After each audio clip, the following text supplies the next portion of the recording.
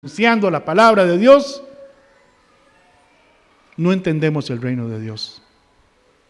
No lo entendemos. Seguimos. Vamos a la siguiente. El reino de Dios es literal, es decir, no es una cosa simbólica. Hay algunas corrientes teológicas que están enseñando hoy en día que estamos en el reino de Dios, aquí en la tierra, y que estamos en el reino milenario, pero que no son 1000 años, que solo Dios sabe cuántos años van a ser. Pero aprendimos estudiando Apocalipsis y los miércoles estudiando las dispensaciones que son literales, que son 1000 años literales y que solamente se pueden cumplir cuando se cumplan los 4 grandes pactos. El que hizo Dios con Abraham, donde promete bendiciones materiales a la descendencia de Abraham y bendiciones espirituales, de las cuales también se beneficia el resto de la humanidad. En ti serán benditas todas las naciones de la tierra. El pacto palestino, que ratifica las promesas sobre la tierra prometida a la descendencia física de Abraham. Eso lo puede encontrar usted en Jeremías 31. Léase el capítulo entero, lo va a entender. Ya lo habíamos explicado. El pacto davídico, que confirma las promesas sobre el estado futuro de Israel y establece a perpetuidad del reino para la casa de David en la persona de Cristo. Este pacto descansa en las palabras tierra, porque se reafirma la promesa de la tierra, y descendencia.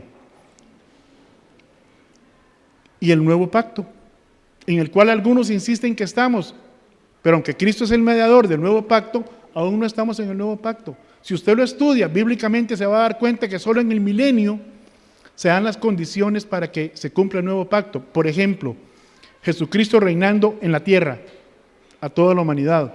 Segundo, Israel recibiendo la totalidad de la tierra prometida, la extensión de tierra que se le dio.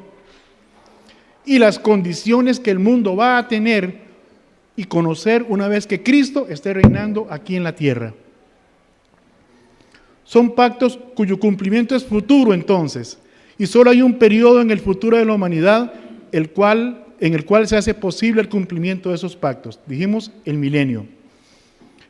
Así que si ninguno de estos pactos se ha cumplido en su totalidad, pero son pactos incondicionales, alguien que me ayude con el micrófono.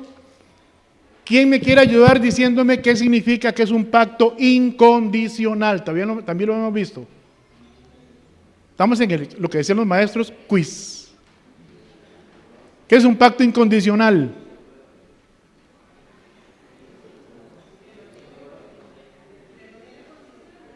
Que no tiene condiciones. Bueno, sí, pero hay algo más ahí. ¿Alguien más?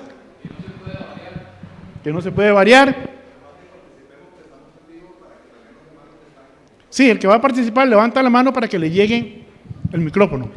Incondicional quiere decir que no va a haber ninguna variable, nada puede variarlo, no hay ninguna posibilidad de que pase algo que pueda variar ese pacto. Ok, todos dieron respuestas correctas, pero falta un pedacito. ¿Saben cuál es?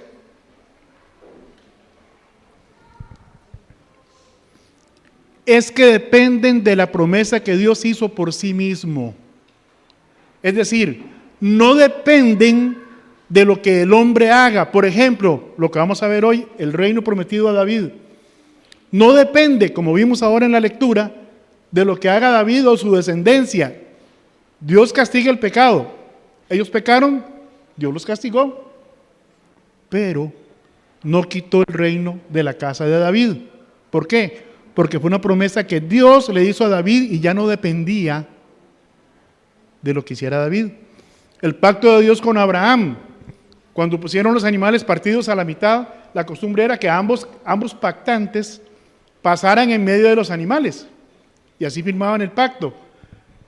Pero Dios hizo caer sueño profundo sobre Abraham y solamente Dios pasó por en medio de los animales. Dios hizo el pacto consigo mismo a favor de Abraham. El nuevo pacto es un pacto hecho con Israel, con la casa de Israel, no con la iglesia. Pero es un pacto que depende de lo que Dios dijo que iba a hacer y no de lo que hiciera Israel. ¿Estamos claros hasta ahí? ¿Hay alguna pregunta? Hermanita. Ahora van a meter en problemas al profe, ¿verdad? Hermano, es que la semana pasada me quedé con un poquito de inquietud del milenio. Ajá. Para refrescar un poco la mente, porque hace mucho estudié el libro de Apocalipsis. En el milenio, los que los vamos con el Señor, que los vamos a ir, ¿qué función vamos a hacer en el milenio? O sea, que vamos a estar con Cristo, pero ¿qué vamos a estar nosotros haciendo con Él? Ok, muy bien. Recordemos que estamos en el periodo de la gracia. ¿Cuándo termina el periodo de la gracia? Con el arrebatamiento. Luego vienen en la tierra 7 años de tribulación, en el cielo el tribunal de Cristo. Pero luego Jesucristo regresa con sus santos, derrota a sus enemigos, prepara la tierra para el milenio, para el reino milenial, y nosotros reinaremos con Él. Lo que nos toque hacer a nosotros, es decir, el grado de autoridad que Dios nos dé, va a depender de nuestra fidelidad a Dios mientras estemos aquí. Y es todo lo que le puedo decir porque creo que la Biblia no dice mucho más al respecto. Pero ahí está hermano Marvin, que también le encantan estos temas. Y si me falta algo, por favor, mi hermano.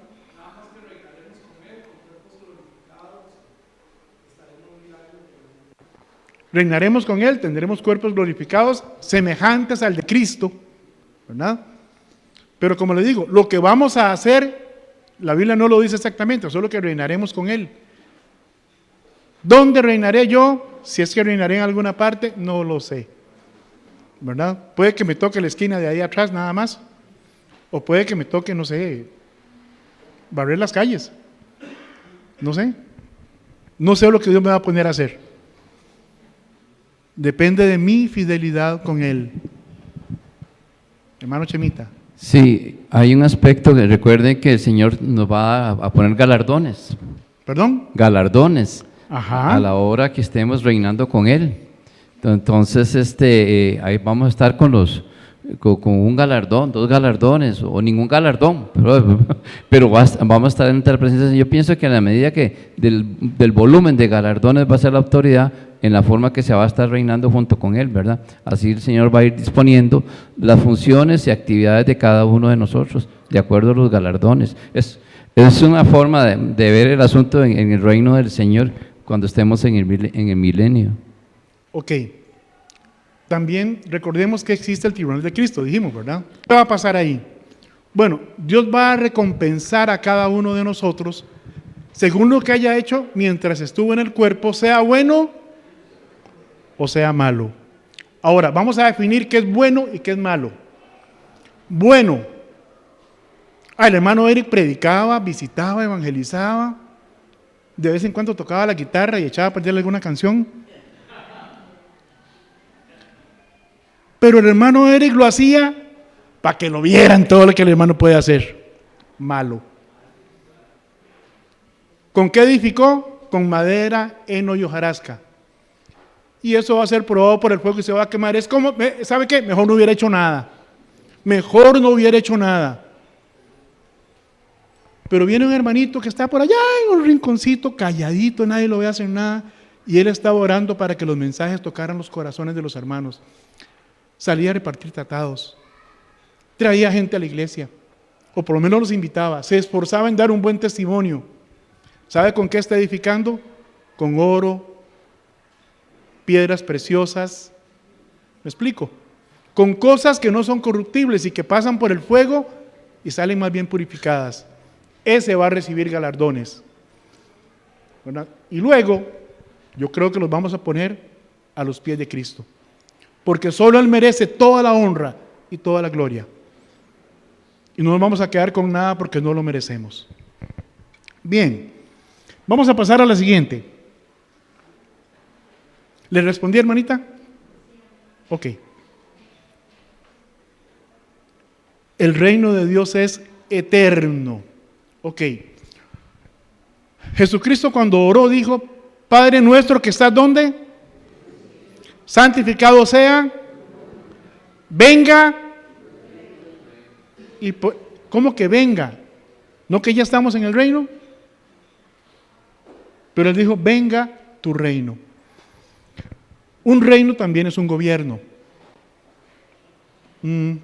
¿Ustedes creen que este mundo está gobernado por Dios en este momento?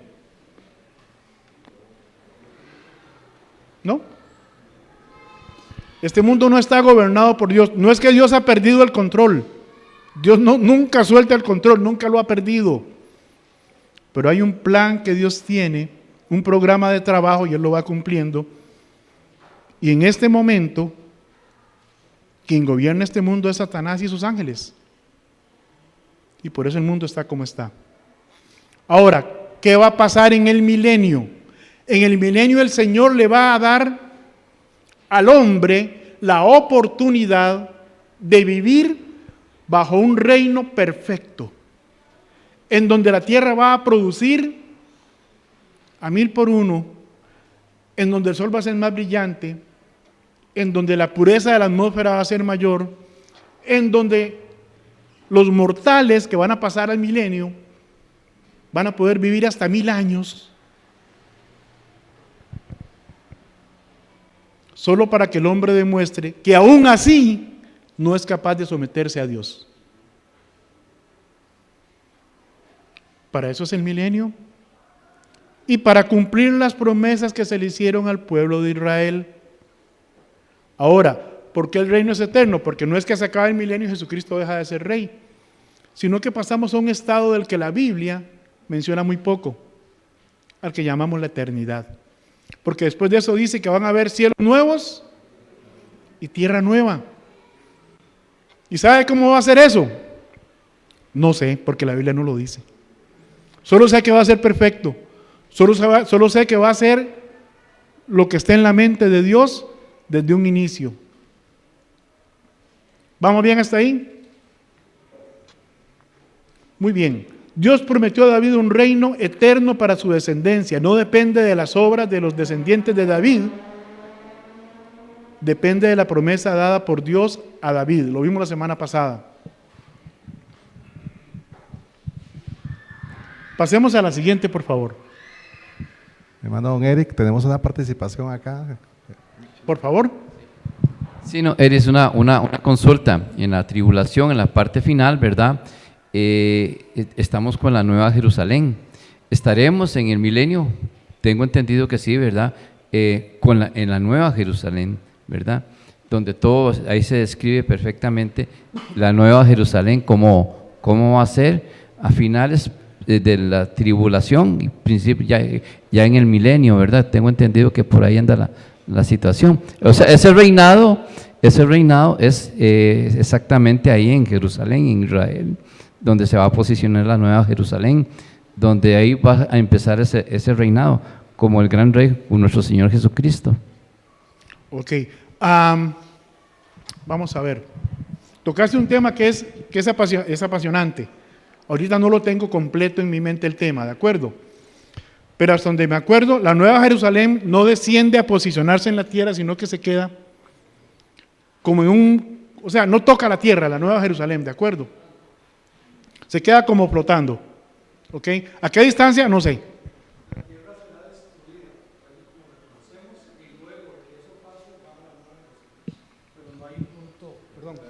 Sí, que la tierra dice primera de Pedro que la tierra con todos sus elementos será destruida. Y luego de que esta tierra sea ya destruida por su totalidad, baja la Nueva Jerusalén, pero no necesariamente en el mismo espacio en el universo, o sea, solo Dios sabrá dónde. Exactamente, hay cosas que solo están en la mente de Dios y solo tenemos una idea de lo que puede ser, ¿de acuerdo? Y recuerde que aquí nosotros hablamos hasta donde la Biblia habla y callamos donde la Biblia calla, ¿verdad? O sea, no vamos a especular. Bien, el reino de Dios no puede ser heredado por carne y sangre, por las razones que ya hemos visto. Recuerden que al milenio, y ahí fue donde nació la duda la semana pasada. Pero si es el reino de Dios y es el milenio, un momentito, ¿Qué es el milenio? Es un reino que se establece en la tierra por 1000 años para que el hombre experimente qué es vivir bajo el reinado de Jesucristo mismo. Y tome la decisión de si quiere sujetarse a Él. Porque no crean que por estar Cristo aquí en la tierra reinando, toda la humanidad se va a sujetar a Él. Al final del milenio, Satanás va a ser suelto por un poco de tiempo y va a encontrar miles de millones que le van a seguir para oponerse a Jesucristo y tratar de derrocarlo. Así que el hombre sigue demostrando que esta carne no es capaz de someterse a las cosas que son del Espíritu de Dios. Entonces, pero no que carne y sangre no heredarán el reino de Dios, es que no están entrando a la eternidad. Están entrando en esa muestra que es, primero, un reino que se le promete ¿a quién? A Israel, para que se cumpla aquí en la tierra. Y segundo, una muestra para toda la humanidad, Israel y el resto de las naciones, de la bendición que es tener a Jesucristo como Rey. Ahora, ¿será que entonces, como yo no estoy en el reino, el hermano Eric dice que no estamos en el reino ni en el nuevo pacto, Jesucristo no es mi Rey? No, no estoy diciendo eso. Jesús es mi Rey soberano. Ojalá sea cierto lo que estoy diciendo. ¿Por qué digo ojalá sea cierto lo que estoy diciendo? Porque cuando Eric Rovira decide hacer las cosas sin consultarle a Dios, entonces Jesús no es su Rey soberano. Cuando Eric Rovira decide hacer un negocio o tomar un cliente sin decirle a Dios, sin consultarlo con Dios, entonces Jesús no es mi Rey soberano. ¿Y sabe cuántas veces pasa eso? Más de las que yo quiero recordar. Más de las que yo quiero recordar. Y hablo de mi vida, no de la suya, hablo de la mía. Entonces, hermanos, qué delicado, ¿verdad? Qué delicado es decir, Jesús es mi Rey soberano. Porque si digo que es mi Rey, gobierna sobre mí. Si digo que es soberano, significa que yo le he cedido a Él todos mis derechos. ¿Sabe? Una cosa que tengo clara, para mí, es que yo como hijo de Dios no tengo libre albedrío. No tengo derechos. El hombre tiene libre albedrío. Sí, está bien. La Biblia lo dice, estoy de acuerdo, no lo puedo negar. Pero yo soy un siervo de Cristo, soy su esclavo, y los esclavos no tienen derechos. Y como hijo de Dios, le pertenezco a Él. Y como su pertenencia, su propiedad, comprada por sangre en la cruz, no tengo derechos. El único derecho que yo tengo es obedecerle a Él. ¿Y cómo me cuesta? ¿Cómo me cuesta? Porque yo quiero hacer mi voluntad. Mi carne insiste en demostrar que es capaz. Y en cada revés, en cada garrotazo que me llevo, me doy cuenta que no es capaz y lo vuelvo a intentar. ¿Sí me explico? Entonces, ¿Jesús es mi Rey soberano? Bien, vamos a la lección de hoy. Dijimos que es un reino eterno. Pasemos a la siguiente, por favor.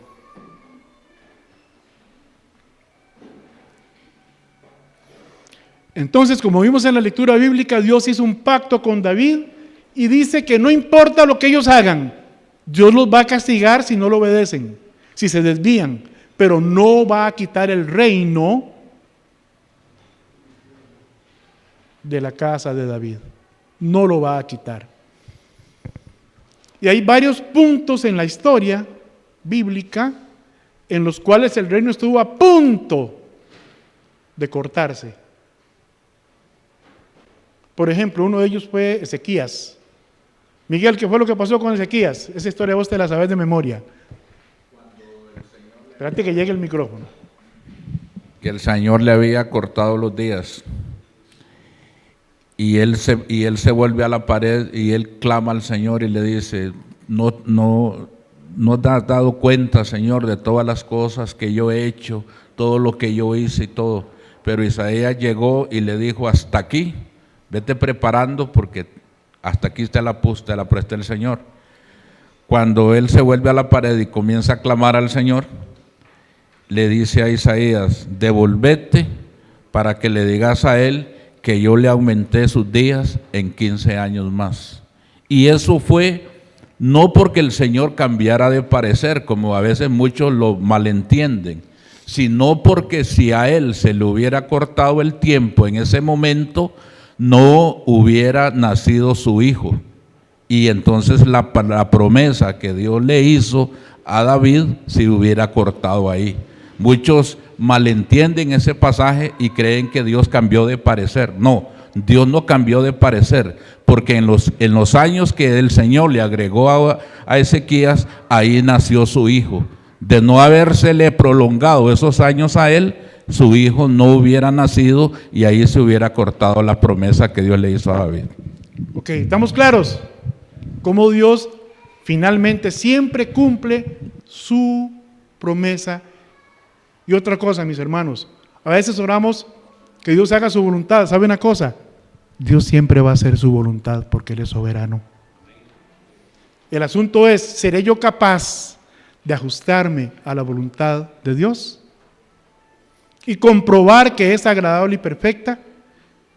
Quiero mencionar aquí a un hermano al que amo con todo mi corazón. No lo conozco físicamente, o sea, nunca lo he abrazado, nunca he estrechado su mano, solo a través de una pantalla. Me refiero al pastor Arturo Vázquez de Tijuana, México. Arturo, el jueves pasado comenzó la quimioterapia. Su cáncer, desde el punto de vista médico, ya no tiene remedios. Está en un punto inoperable. O sea, en algún momento ya no va a haber nada que hacer. La quimio es para ver si le extienden la vida por lo menos 2 años. Por lo menos 2 años. No más allá de eso. Sin la quimio, 2 o 3 meses de vida. Pero ¿sabe una cosa? El miércoles ahí estaba conectado con nosotros dando testimonio. El martes salió por Facebook dando su enseñanza y su culto de oración. Y sigue predicando los domingos en la iglesia. Y no toma como una excusa que tiene una enfermedad terminal para decir me quedo en la casa.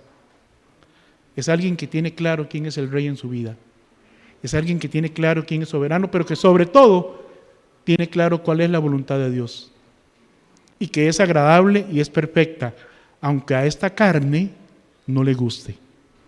Bien, entonces Dios hizo un pacto con David y le dijo, yo le seré a él padre y él me será a mí hijo, y si él hiciere mal, yo le castigaré con vara de hombres y con azotes de hijos de hombres, pero mi misericordia no se apartará de él como la aparté de Saúl, quien sí perdió el reino y su casa fue deshecha o eliminada, al cual quité de delante de ti, y será afirmada tu casa y tu reino para siempre delante de tu rostro, y tu trono será estable eternamente.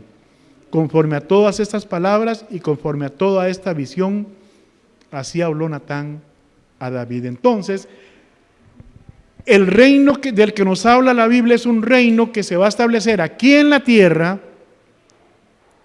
y que es cómo Dios va a reinar a la humanidad. ¿Vamos bien hasta ahí? ¿Alguna pregunta?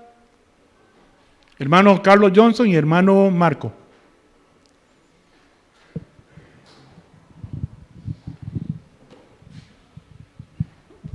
Buenos días. Una preguntita así fuera. ¿Es conveniente darle el nombre a un hijo o un recién nacido, el nombre Saúl, por lo que Dios hizo con Saúl? Porque un hermano mío me dijo que no es conveniente. Quería saber de usted. Ok, ¿alguien sabe qué significa el nombre Saúl? Ok, pueden buscarlo ahí en Google, no se preocupen. Pero creo que significaba deseado o algo así. Es decir, el nombre como tal tiene un significado muy bueno. Yo no tengo ningún problema en que una persona se llame Saúl. Es más, vea qué feo lo que voy a decir. No tengo ningún problema en que alguien se llame Judas. Recuerden que estaba Judas Iscariote y Judas el hermano del Señor, del cual tenemos un libro de los Evangelios. Entonces, por lo que hizo Judas, condeno el nombre. El nombre no está condenado, fue la persona, ¿verdad? Y conozco varios Saúles y algunos de ellos son siervos de Dios y son excelentes hombres delante de Dios. Deseado de Dios. Imagínense qué nombre más lindo. Deseado de Dios. Muy bien, pero fue Saúl el que rechazó eso que Dios le dio. Hermano Marco. Después hermanito Namán.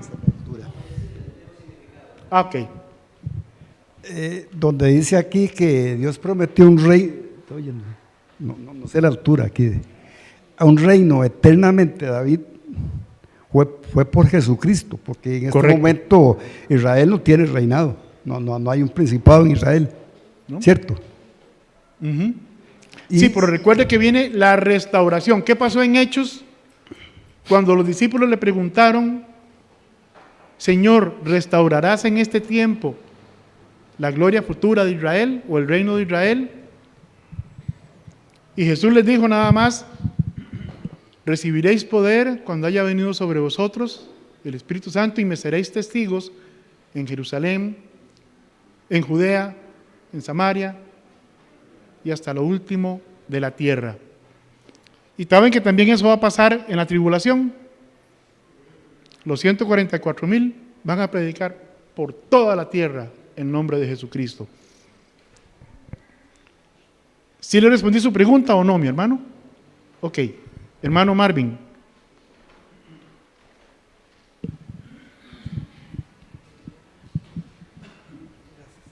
Sí, tal vez para aclarar, porque como bien sabemos, este es un tema bastante amplio, ¿verdad? Porque cubre todo el plan de Dios, así de simple, toda la eternidad.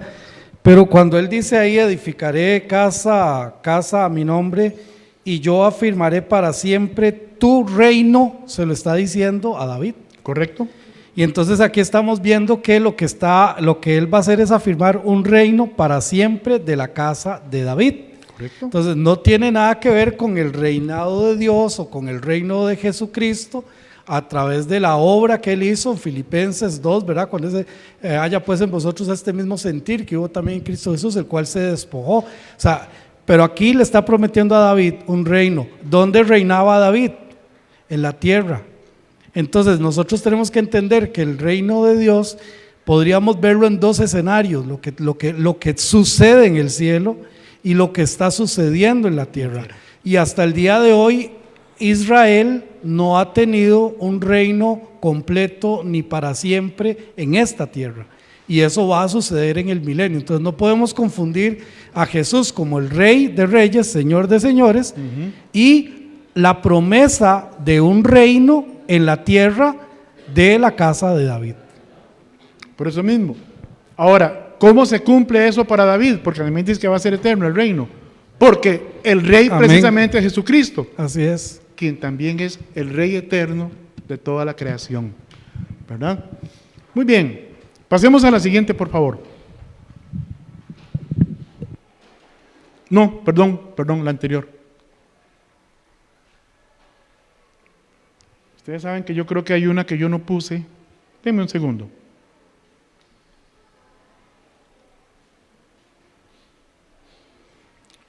Fue prometido a David. Ujú. Muy bien. Pasa a la siguiente, mi hermano. Ok, el reino de Dios fue rechazado por Israel. Ahora, recordemos que la intención de Dios nunca fue que un hombre reinara sobre Israel, no importa cuál hombre, pero nunca fue la intención de Dios que un hombre reinara sobre Israel. Entonces, y esto que estamos viendo aquí, creo que ya había dado este estudio hace algunos años aquí mismo en la iglesia. Entonces, Israel no valoró a Dios como su rey. Recuerden en 1 Samuel, cuando Samuel se queja con Dios, ¿verdad? De que, Señor, están pidiendo un rey como todos los demás pueblos. Pero eso ya estaba profetizado, ¿se acuerdan? Y cuando pidan un rey para ser como los demás pueblos y le da las ordenanzas al rey para que el rey no cometiera ciertos errores, ya Dios sabía lo que iban a hacer. ¿Verdad? Como decía alguien que conocí hace muchos años, no se preocupe por el futuro, por el suyo, porque Dios ya estuvo ahí. ¿De acuerdo? Así que Dios ya sabía. Entonces, Él dijo, me están rechazando a mí. Israel rechazó que el Señor fuera rey sobre ellos. Y por eso pidió un rey humano para ser como los demás reinos. ¿Ok? Nosotros como hijos de Dios no podemos asumir esa misma actitud. ¿Sabe? Cuando Eric Rovira decide hacer las cosas porque se cree muy inteligente, o cree que, no se asusten, aquí no hay nada que llevarse, solo traje de ejemplo, o cree que esto puede, es porque Eric Rovira no está reconociendo el reinado de Dios sobre su vida y lo está rechazando tal como hizo Israel. Los creyentes no podemos asumir esta actitud. Somos diferentes a los demás. Somos diferentes a los demás. ¿Qué dice Efesios 4? Bueno, 2 Corintios 5, 17, para leer pasajes cortos. 2 Corintios 5, 17. Ahí pueden ir buscando, luego Efesios 5, 1 y 2, luego Colosenses 1, 10, Juan 15, 5, Juan 15, 15. Vamos a ver, ¿quién tiene 2 Corintios 5, 17? Es conocidísimo. Dice la palabra de Dios, de modo que si alguno está en Cristo, nueva criatura es. Las cosas viejas pasaron, he aquí, todas son hechas nuevas. Wow. De modo que si estoy en Cristo, soy una nueva criatura. Las cosas viejas pasaron. ¿Cuáles? La forma en que yo vivía antes de conocer a Jesús ya no puede ser la misma en la que vivo después de conocer a Jesús. Yo conocí a Cristo a los 14 años, hermano Miguel. Tengo 62 prácticamente. ¿Cuánto tiempo ha pasado? Ni me lo digan. Pero si yo me remonto a cuando tenía 14 años, y aquí hay una persona que me conoce hace más de 40 años, además de mi esposa, creo que nadie más por aquí. Los más cercanos son Yadira y Gilbert, que me conocen hace 35 años. Si yo me remonto a esos tiempos y no veo ningún cambio, ocurrió algo a los 14 años, realmente. Si yo le pregunto a Alex Torres, ponete de pie para que te conozcan. Ahorita te presentan, pero muy bien, ahorita el pastor lo va a presentar. Si yo me remonto a hace ese montón de años para atrás, Alex me conoce, sabe cómo era yo. Y si Alex ahora no logra ver ningún cambio, entonces algo anda mal. ¿Me explico? Algo anda mal. Algo anda mal en mí, no es con los ojos de Alex, ni con su percepción. Algo anda mal en mí, porque en Cristo somos nueva criatura, las cosas viejas pasaron, todas son hechas nuevas. Usted y yo no podemos seguir viviendo como vivíamos, tenemos que demostrar que somos diferentes. Efesios 5, 1 y 2, porque somos un reflejo de Dios para el mundo. ¿Quién tiene Efesios 5, 1 y 2? Nada más. Hermano Miguel. Cuando el pueblo de Israel habla con Samuel, quiero que nos traslademos como que lo estamos viendo. Ellos le piden rey a Samuel, pero el argumento es este, que creo que a nosotros como padres nos debe de doler. A Samuel le dice el pueblo, los ancianos, queremos un rey como todos los demás, porque vos ya estás viejo, ya no te vas a desempeñar, ya no te desempeñas como hace años atrás, y por eso queremos un rey. Y él le dijo, mi integridad delante de ustedes, porque él fue el último juez, Samuel, mi integridad delante de todos ustedes, yo nunca me he dejado nada, siempre delante de ustedes he sido íntegro. Díganme si hay algo que yo hice que ustedes me puedan juzgar a mí. ¿Y qué les dijo el pueblo? No. Pero tus hijos no han andado. Vea que si el hombre era íntegro delante del Señor, que le dijeron, no caminan delante del Señor, sino que le dicen, no caminan como caminaste vos delante del Señor.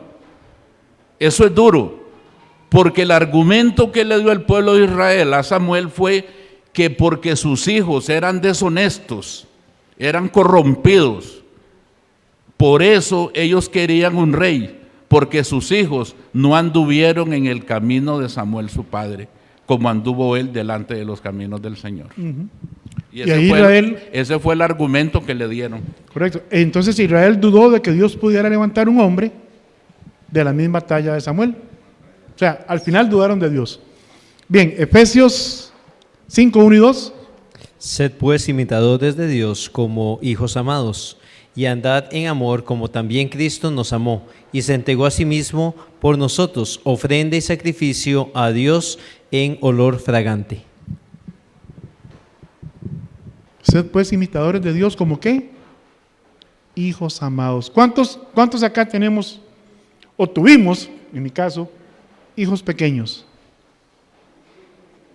¿Y cuántos vimos a nuestros hijos poner sus huellas sobre las de nosotros? Es decir, imitarnos. Ajá, ¿verdad?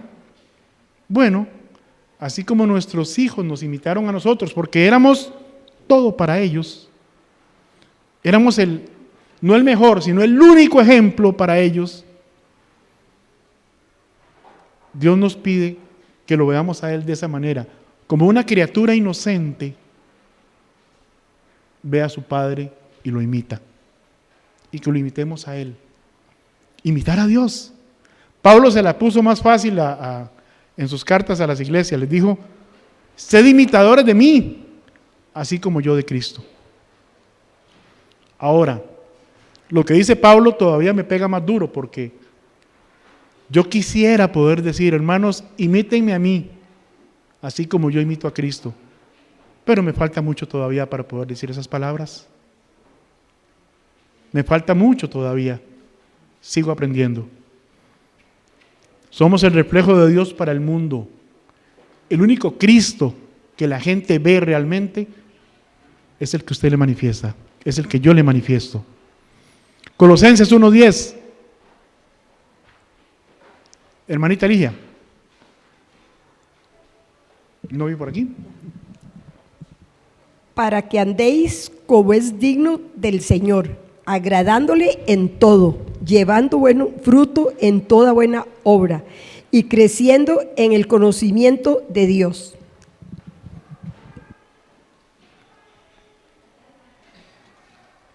No hace falta predicar fuerte, ¿verdad? La palabra de Dios es lo bastante fuerte. Esa espada de dos filos que penetra hasta partir todo nuestro ser hasta lo más íntimo, para que andemos como es digno del Señor. ¿Es mi caminar digno de Cristo? Es decir, ¿merezco que me llamen hijo de Dios? ¿Merezco que me llamen cristiano? Y me refiero en términos humanos. Que cada uno se responda. Yo sigo luchando. Debemos llevar fruto, Juan 15:5. Hermanita Xochitl. Después el siguiente es hermana María Elena, que sería... No, se acabaron. Ahorita le doy otro. 7:15 al 20. Ok. Amén. Buenos días. Yo soy la vid, vosotros los pámpanos, el que permanece en mí y yo en él. Lleve mucho fruto, porque separados de mí nada podéis hacer. Muy bien. Separados de mí nada podéis hacer. Es una frase que lo usamos como de muletilla, pero no la practicamos. Yo por lo menos me agarro a mí mismo muchas veces no practicando esa frase. y hago las cosas por mi cuenta.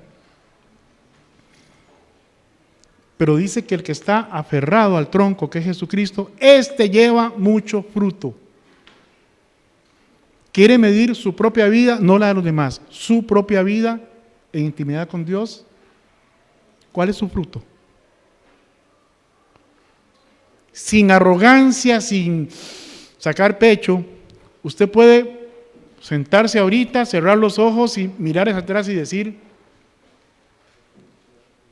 a este hermano que está aquí sentado yo lo evangelicé. Aquel hermano que está predicando allá, yo lo discipulé. Aquel hermano que está por allá, yo me acuerdo cuando yo me sentaba a orar con él y le contestaba las dudas que tenía sobre la palabra de Dios. Esas cosas se hacen por amor a las personas. Usted nunca sabe el plan de Dios para una persona, y qué lindo es cuando usted puede ver a alguien que ha crecido en la palabra de Dios, que ha crecido en la obra de Dios, y alguien le recuerda, porque a veces usted ni se acuerda, tal vez usted lo olvide, pero Dios no, y la persona tampoco. Tal vez usted diga: qué lindo, yo me acuerdo cuando fulano llegó a la iglesia, se sentó en aquella banca, levantó la mano y me tocó darle el plan de salvación, y después me tocó discipularlo. Me acuerdo cuando lo bautizaron y hoy es el pastor de la iglesia. Dígame, ¿no es bonito eso?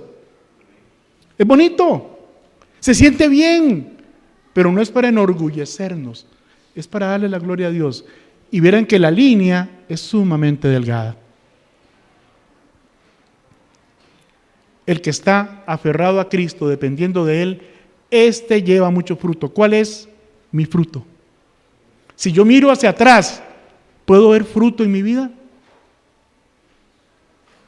¿O desde que vengo a la iglesia no ha pasado nada extraordinario? Ni siquiera conmigo mismo.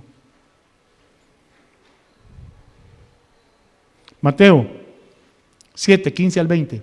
Bonita María Elena. Vieron que ya me sé los nombres de un montón de ustedes, ¿verdad? Ya casi no se me olvidan. Ya no volví a decirle Marcos a Gerardo ni cosas por el estilo, ¿verdad? Guardaos de los falsos profetas que vienen a vosotros con vestidos de ovejas, pero por dentro son lobos rapaces. Por sus frutos los conoceréis. ¿Acaso se recogen uvas de los espinos o higos de los abrojos? Así todo buen árbol de buenos frutos, pero el árbol malo da frutos malos. No puede el buen árbol dar frutos, ni el árbol malo dar frutos buenos. Todo árbol que no fue buen fruto es cortado y echado en el fuego. Así que por sus frutos los conoceréis. Wow. Así que por sus frutos los conoceréis. Voy a preguntar, vamos a ver, de esta manera. ¿Por qué lo conocen a usted en su barrio?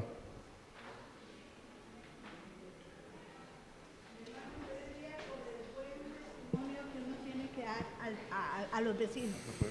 Por el buen testimonio, me quedan 5 minutos, voy a aprovechar. Es dar el buen testimonio uno a los vecinos. Ellos echan de ver de que uno ya ha cambiado en ¿qué le dijera yo? En malas palabras o así. Entonces ellos ven que ya uno ya no es el mismo de antes. Muy bien, no puedo ser el mismo después de Cristo, no puedo ser el mismo. Nueva criatura es. Pero ¿por qué más lo conocen a usted en su barrio? ¿Cómo lo reconocen? Si usted fuera a hablar con un vecino mío, toca la puerta de la par y...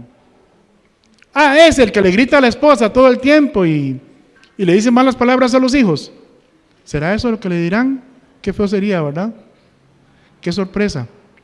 ¿Sabe que una vez iba yo, ahí por San José, por cierto, caminando y andando y haciendo cosas de mi vida cotidiana, y de pronto en una esquina me tocan el hombro? Hola hermano Eric, ¿cómo está? Hola hermanito, no me acuerdo quién era. ¿Cómo está usted? Y me dice, no, vengo detrás suyo hace como 300 metros.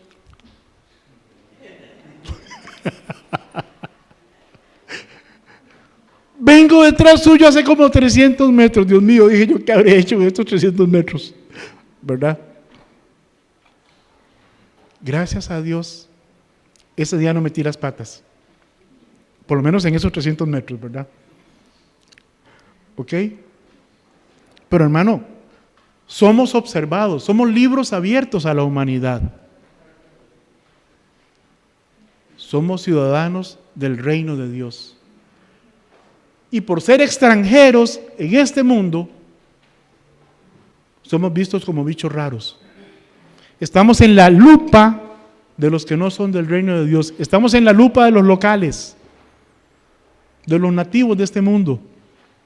Estamos en constante observación para ver qué hacemos o qué dejamos de hacer, para ver qué decimos o qué dejamos de decir, para ver cómo respondemos. Ahorita me sacan tarjeta roja por el tiempo. Bien, pasemos a la siguiente. Entonces, mi comportamiento dice si estoy rechazando el reino de Dios sobre mi vida, la soberanía de Dios sobre mi vida, tal como lo hizo Israel. Mis actos, no mis palabras. La siguiente, por favor. La próxima semana vamos a arrancar ahí. Somos parte del reino de Dios. Que el Señor los bendiga. Sí, señor. Hermano Minor. Bueno, Marvin, ya. Hermano, es que para no perder la costumbre. Que el Señor me les bendiga a todos. Y la inquietud mía es lo que yo me doy a conocer en el barrio desde el mismo momento que yo llegue a vivir en esa comunidad. Por ejemplo, yo cuando llegué a vivir en el barrio mío, fui el primer cristiano evangélico que llegué y todo el mundo pasaba por mi casa.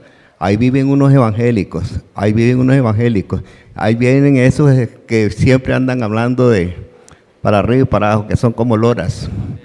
Pero lo importante de eso no es por lo que digan, sino en lo que yo persevere hasta el día de hoy, demostrando lo que demostré en el principio. Y eso es lo difícil, mantenerse hasta el día de hoy con las mismas cualidades y capacidad que Dios te ha dado. Amén. Bendiciones. Amén. Bien, mis hermanos, muchas gracias. Hermana, voy a dejar esto aquí. No, me lo voy a llevar un tirito, pero voy a dejar el cable puesto porque el hermano Alex va a ocuparla. Entonces voy a prepararle a él el material. Esto lo dejo aquí. No, me lo llevo. Muchas gracias, mi hermano. Ahora vamos a llamar a los hermanos diáconos para recoger los diezmos y las ofrendas.